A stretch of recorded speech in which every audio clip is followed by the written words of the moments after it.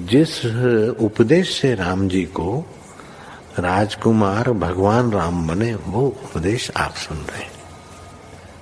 कितना ऊंचा ग्रंथ है। इसको वाल्मीकि रामायण भी बोलते, योग वशिष्ठ महारामायण भी बोलते। राम तीर्थ ने इसी का बार बार अध्ययन किया था। ये आप भी शांत हो जाएंगे परमात्मा में, और दूसरों को भी शांति देने की क्षमता देने वाला ये सदग्रंथ है। इसको वेदांत का सिद्धांत ग्रंथ बोलते हैं। दूसरे होते प्रक्रिया ग्रंथ। ये करके फिर कब वो आचार्य बनो तब समझो, ये तो थोड़ा पढ़ो और फिर वही सिद्धांत की बात। तो बार बार योग वशिष्ठ महारामायण विचारने योग।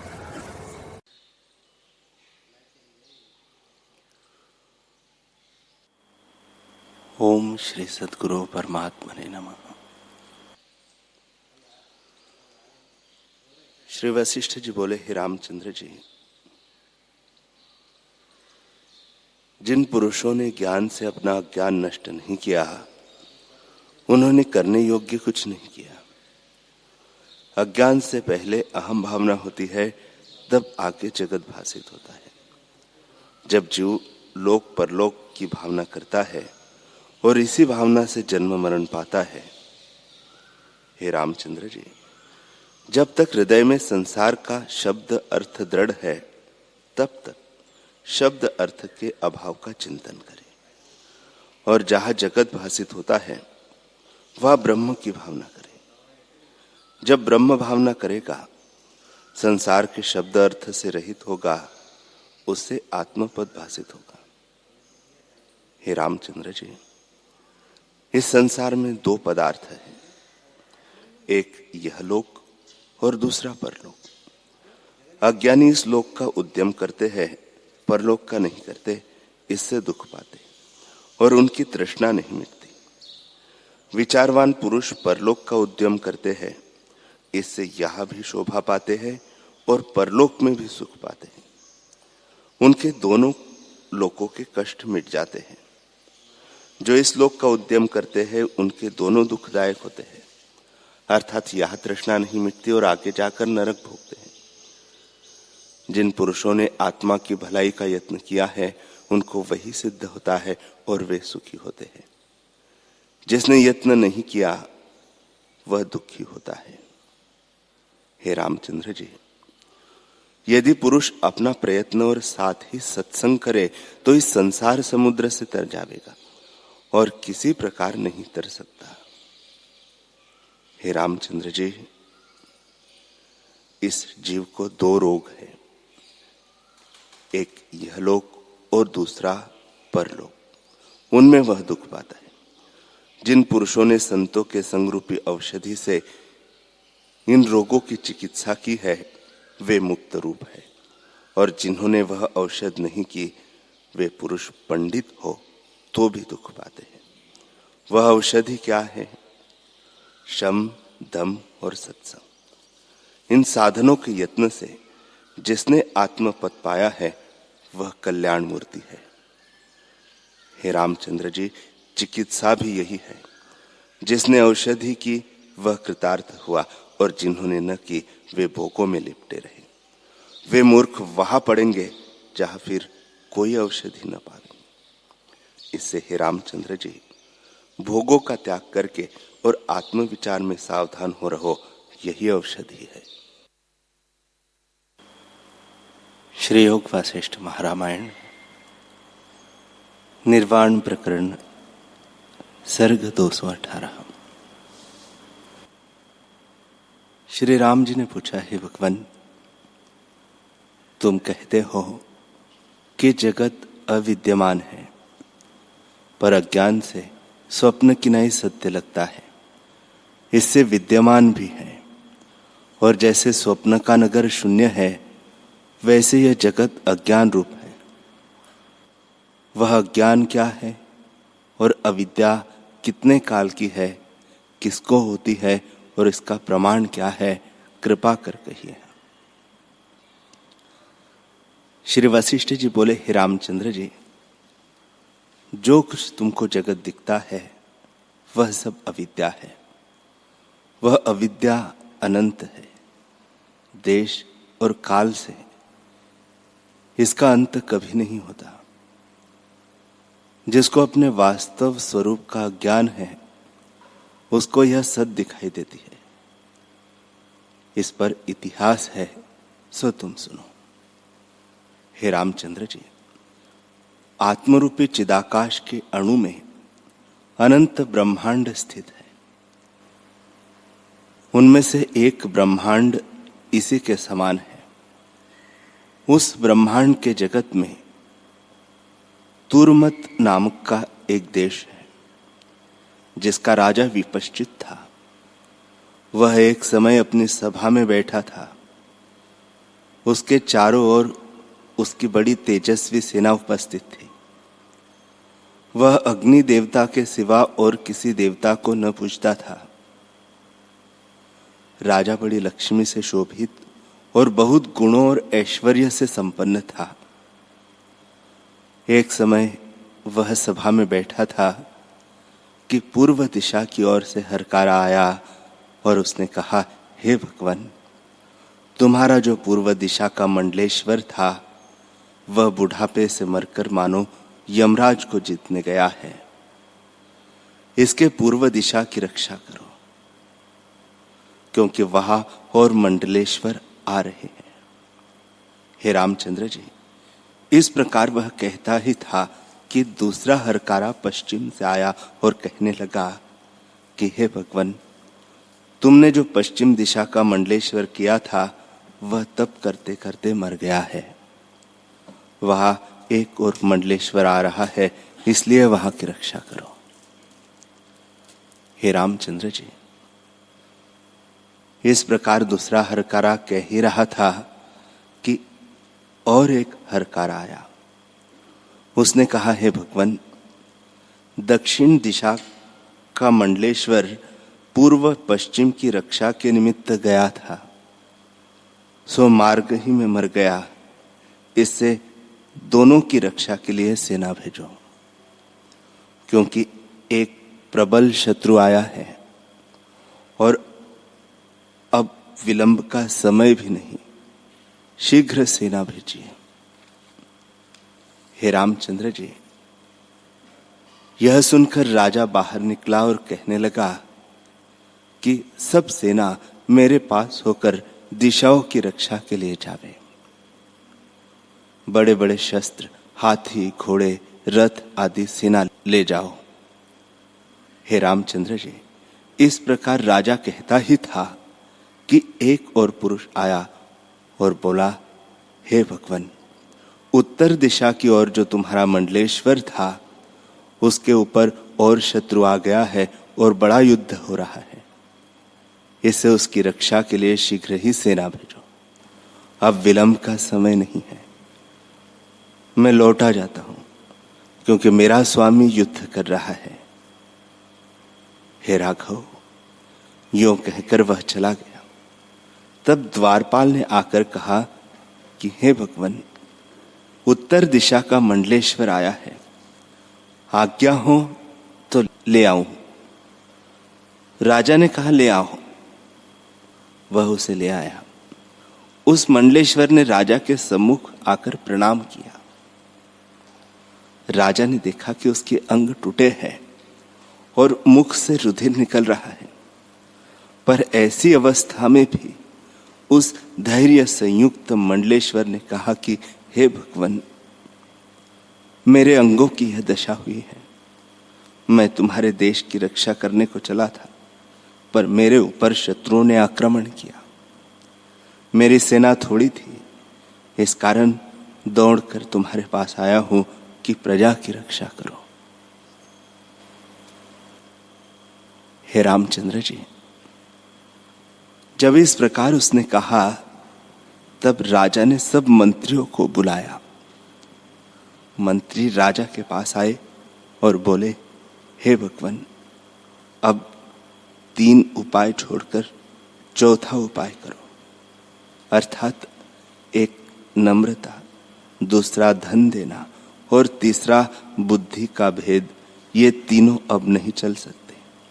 ये दुष्ट नम्रता मानने वाले नहीं हैं, क्योंकि नीच और पापी है। धन इस कारण न देना चाहिए कि ये अधीन है, और भेदभाव भी नहीं चलेगा क्योंकि सब मिलकर इकट्ठे हुए हैं। इससे ये तीनों उपाय छोड़ो और चौथा उपाय करो, युद्ध करो। अब विलंब का समय नहीं है, क्योंकि उनकी सेना निकट आ गई है। अब उत्साह सहित कर्म करना है। केवल प्राणों की रक्षा नहीं चाहिए। हे रामचंद्र जी, जब इस प्रकार मंत्रियों ने कहा, तब राजा ने आज्ञा की कि सब सेना मेरी आज्ञा से उनके सम्मुख जावे और निशान, नगाड़े, हस्ती, घोड़ा, रथ, प्यादे सेना के साथ जावे। इस प्रकार जब राजा ने कहा, तब सब सेना आकर स्थित हुई और नौबत नगाड़े बजने लगे। जब नाना प्रकार के शस्त्रों सहित चारों प्रकार की सेना इकट्ठी हुई, तब राजा ने कहा, हे साधु, तुम आगे जाओ। आगे सेना हो, उसके पीछे सेनापति जावे। जाकर शत्रुओं के साथ युद्ध करो। मैं भी स्नान करके आता हूं। हे रामचंद्र जी, इस प्रकार कहकर राजा ने मंत्री को भेजा और आप गंगा जल से स्नान कर एक स्थान में जो अग्नि कुंड था उसके निकट जाकर हवन करने लगा। जब अग्नि प्रज्वलित हुई, तब राजा ने कहा, हे भगवान, इतना समय मुझे यथाशास्त्र आचरण करते व्यतीत हुआ है। मैंने अपनी प्रजा सुखी रखी, निष्कंटक राज्य किया, शत्रु को नष्ट करके सिंहासन के नीचे दबाया और आप सिंहासन पर बैठा हूं। पातालवासी दैत्य भी मैंने जीत लिए हैं।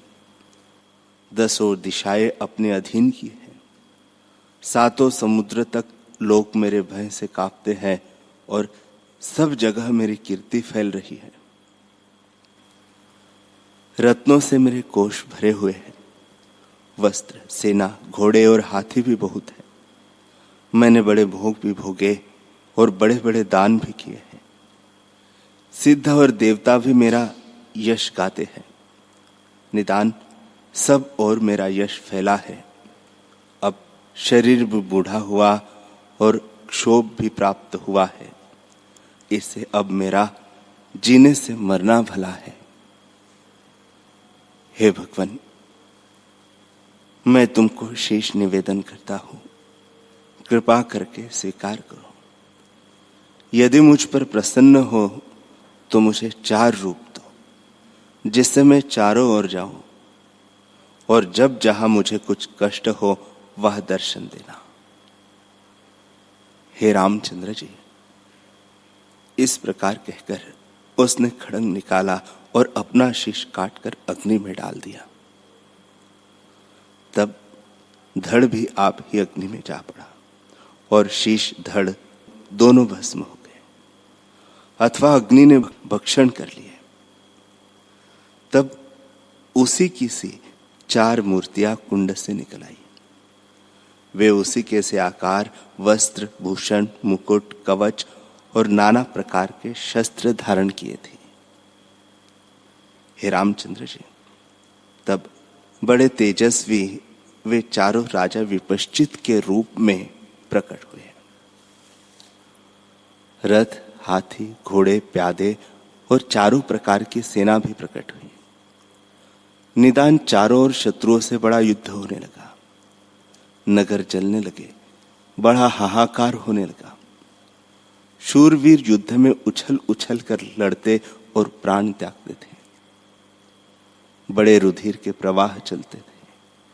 खड़ंग और बर्छी की वर्षा होती थी और अग्नि का अट्ट अट्ट शब्द होता था, मानो समय बिना ही प्रलय होने लगा हो। निदान बड़ा युद्ध हुआ। जो शूरमा थे वे युद्ध में मरने को जीना मानते थे और जीने को मरना जानते थे। ऐसा निश्चय करके वे युद्ध करते थे। और जो कायर थे वे भाग जाते थे, जैसे गरुड़ के भय से सर्प भाग जाते हैं। पर शूरमा सम्मुख होकर लड़ते थे। इस प्रकार बड़ा युद्ध होने लगा। रुधिर की नदियां बह चली, जिनमें हाथी, घोड़े, रथ और शूरमा बहते जाते थे। बड़े बड़े वृक्ष और नगर गिरते और बहते जाते थे। मांस भक्षण के लिए योगिनियां सी आकर उपस्थित हुई। जो जो युद्ध में मरता उसे अप्सराएं और विद्याधरिया विमान पर चढ़ाकर स्वर्ग को ले जाती थी। हे रामचंद्र जी, इस प्रकार जब युद्ध हुआ तब राजा विपश्चित की सेना सब शून्य हो गई, अर्थात थोड़ी रह गई। राजा ने सुना कि सेना बहुत मारी गई है, इसलिए उसने रथ पर सवार होकर देखा कि सेना थोड़ी रह गई है। तब एक एक राजा एक एक और को गया, अर्थात चारों राजा चारों ओर गए और विचार करने लगे कि यह महागंभीर सेना रूपी समुद्र है, इसमें शस्त्र ही जल है, उनकी धार ही तरंग है और सुरमा ही मच्छ है। इस समुद्र को मैं अगस्त की तरह पी जाऊंगा। ऐसे विचार कर उसने उद्यम किया, क्योंकि शत्रु की विशेष सेना देखी। एक तो सेना आगे ही को चली आती थी, दूसरे बहुत सुरमा तेजी से सेना को जलाते थे और तीसरे बहुत सेना आती थी। ऐसी 3 प्रकार की सेना के राजा ने 3 उपाय किए। प्रथम, उसने वायव्यास्त्र चलाया। ईश्वर परमात्मा को नमस्कार करके और मंत्र पढ़कर पवन का अस्त्र चलाया।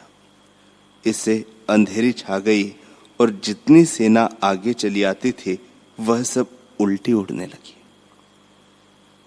फिर उसने मेघ का अस्त्र चलाया, तब वर्षा होने लगी और उससे जो तेज उनकी सेना को जला रहा था वह शांत हो गया।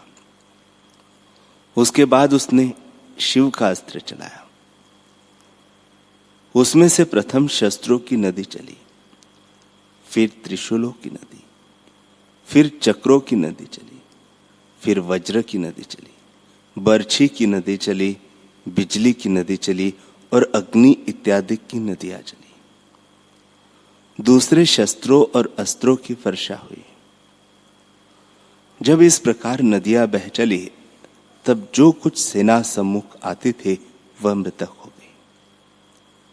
जैसे कमिलिनी काटी जाती है वैसे ही शूरवीर काटे गए। कोई पहाड़ों की कंदराओं में गिरे और वहां से उड़कर समुद्र में जा पड़े और कोई सुमेरु की कंदराओं में जाकर छिपे और समुद्र में जाकर डूबे। जैसे अज्ञानी विषयों में डूबते हैं, इस प्रकार दोनों ओर से सेना शून्य हुई और चारों दिशाओं की सेना नष्ट हो गई।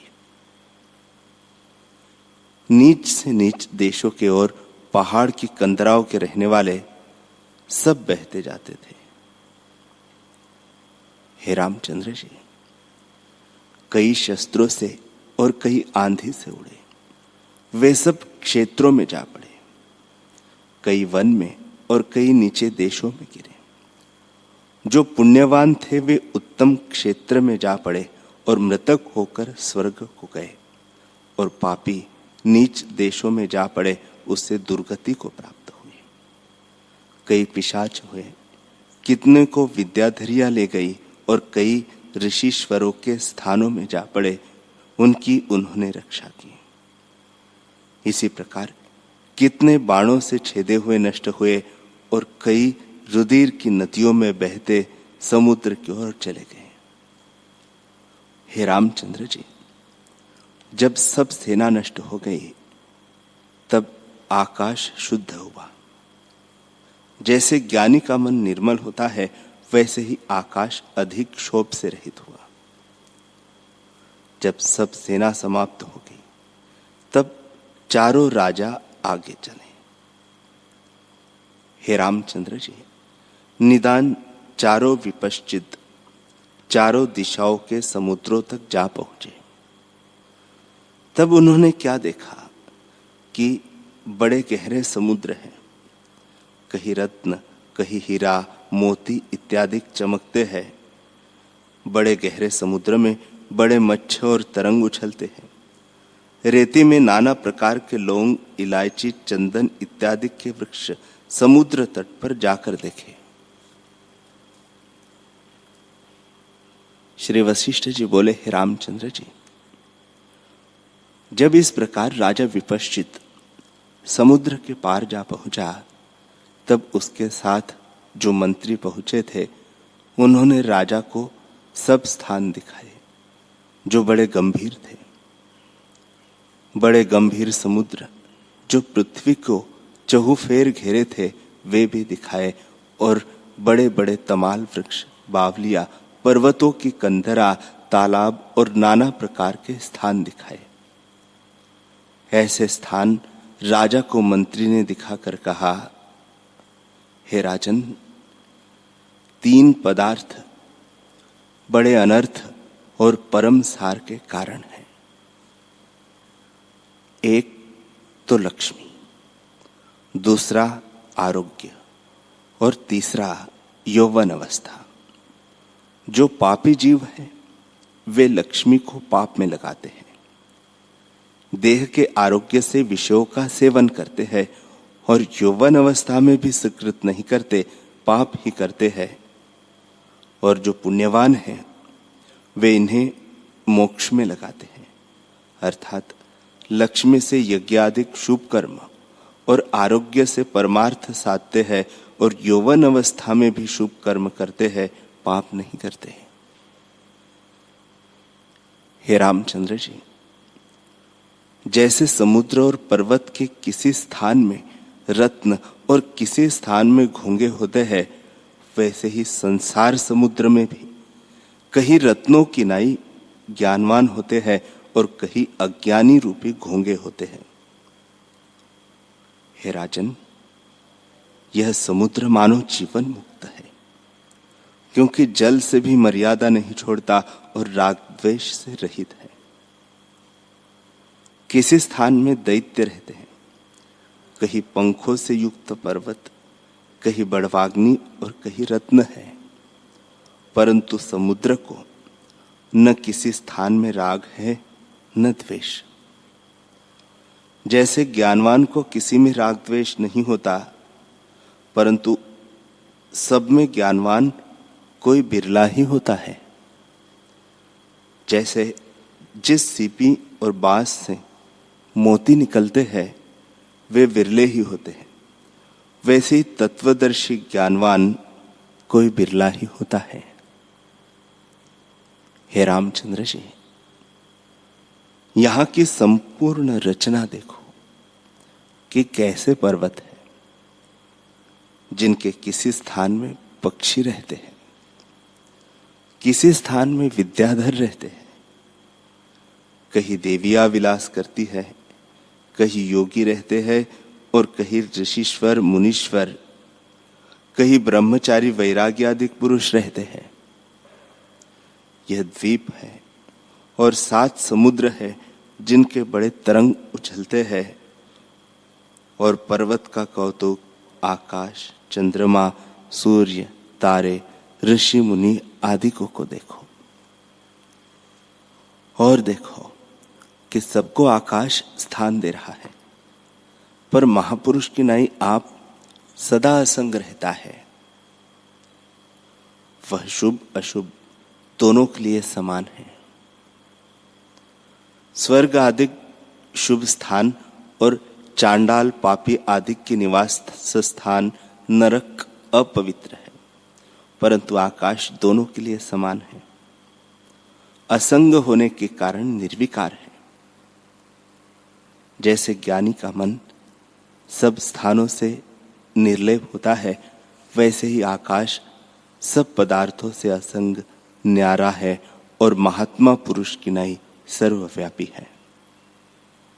हे आकाश, तू प्रकाश रूप है, तुझ में अंधकार दिखता है, यह आश्चर्य ही है। हे आकाश, तू सबका आधार है। जो तुझको शून्य कहते हैं वे मूर्ख है। दिन को तुझ में श्वेतता भासित होती है, रात्रि को अंधकार भासित होता है और संध्या काल में तुझ में लाली चमकती है, पर तू तीनों से न्यारा है। ये तीनों राजसी, तामसी और सात्विकी गुण हैं, पर तू इनके होते भी असंग है। हे आकाश, तू निर्मल है और तम तुझ में दिखता है, परंतु तू सदा ज्यों का त्यों है। यह अनित्य रूप है। चंद्रमा तुझ में शीतलता करता है, सूर्य दाहक होते हैं, तीर्थ आदि पवित्र स्थान है और पापमय अपवित्र स्थान है, परंतु तू सब में एक समान ज्यों का त्यों रहता है। वृक्षों को बढ़ने और ऊंचे होने की सत्ता तू ही देता है। अपनी महिमा को तू आप ही जाने और कोई तेरी महिमा जान नहीं सकता। तू निष्किंचन अद्वैत है, सबको धारण कर रहा है, सबका प्रयोजन तुझसे ही सिद्ध होता है। जल नीचे को जाता है, पर तू सबसे ऊंचा और व्यापक विभू है। अनेक पदार्थ तुझ में उत्पन्न होते और नष्ट हो जाते हैं, पर तू सदा ज्यों का त्यों रहता है। जैसे अग्नि से चिंगारी उपजती और अग्नि ही में लीन हो जाती है, वैसे ही तुझ में अनंत जगत उपजते और लीन होते हैं, और तू सदा ज्यों का त्यों रहता है। जो तुझको शून्य कहते हैं वे मूढ़ है।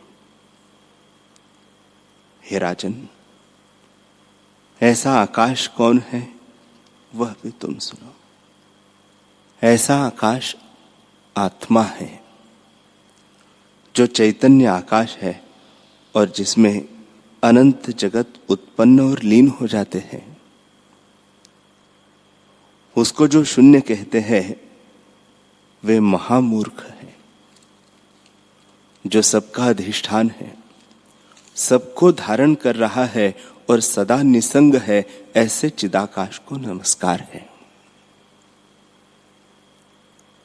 हे राजन, यह आश्चर्य है कि वह सदा एक रस है, पर उसमें नाना तरंग भासित होते हैं, यही माया है। हे राजन, एक विद्याधरी और विद्याधर थे।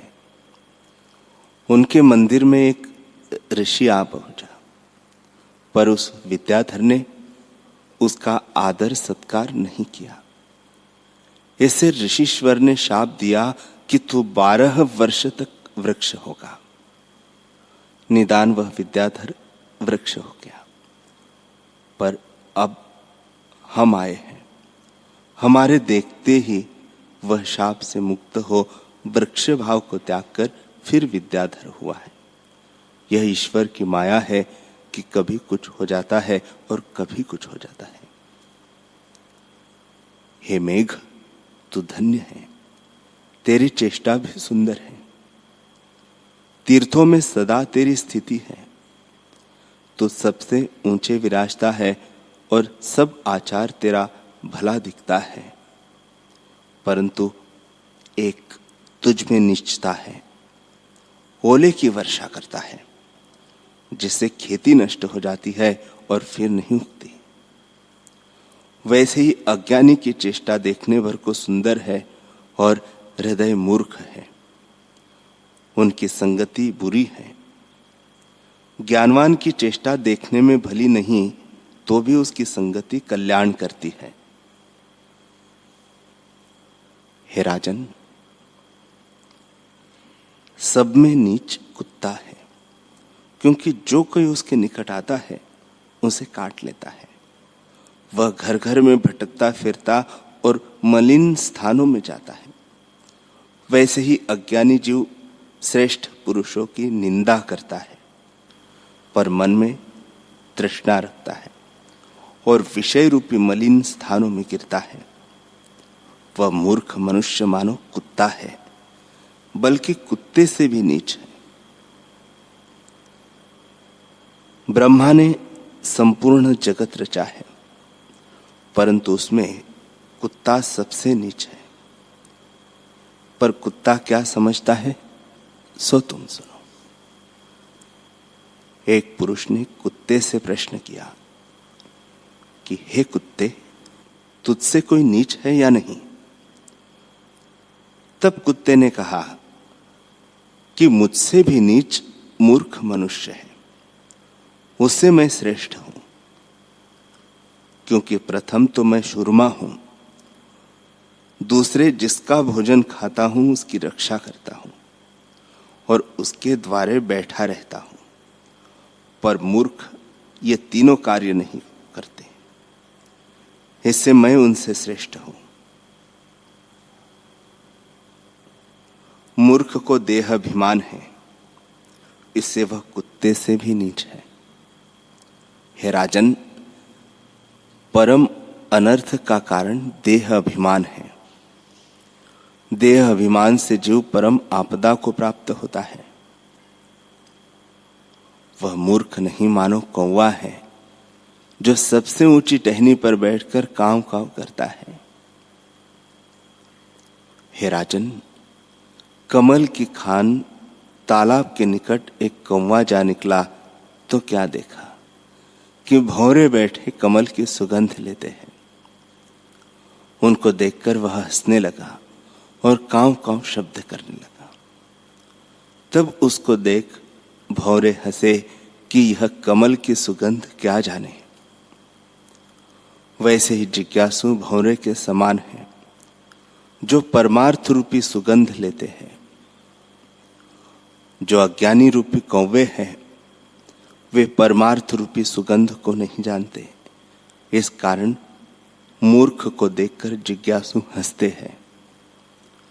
जो आत्मरूपी सुगंध को नहीं जानता, अरे कौवे, तू क्यों हंस की बराबरी करता है? हंस तो मोती चुगने वाले हैं और तू नीच स्थानों में रहने वाला है।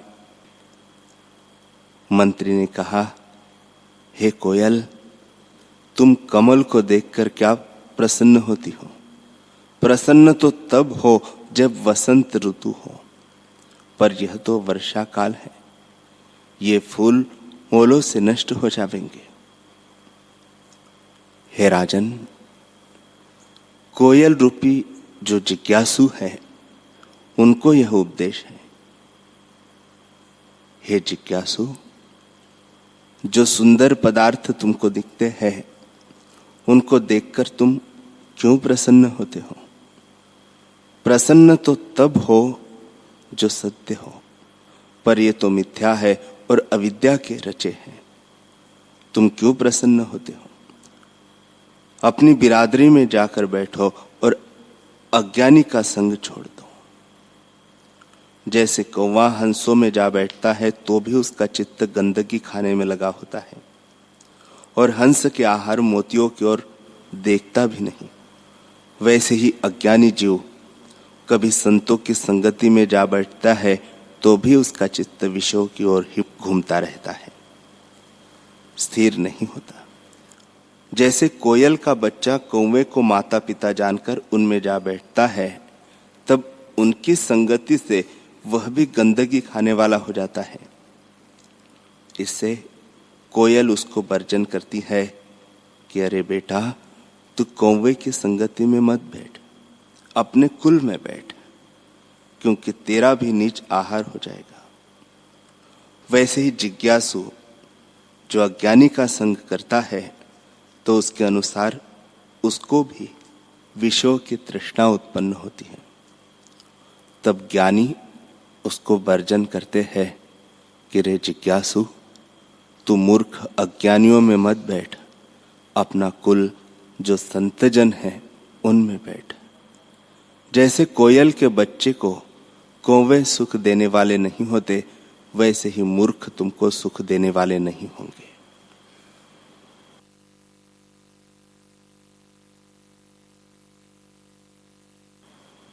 हरि ओम।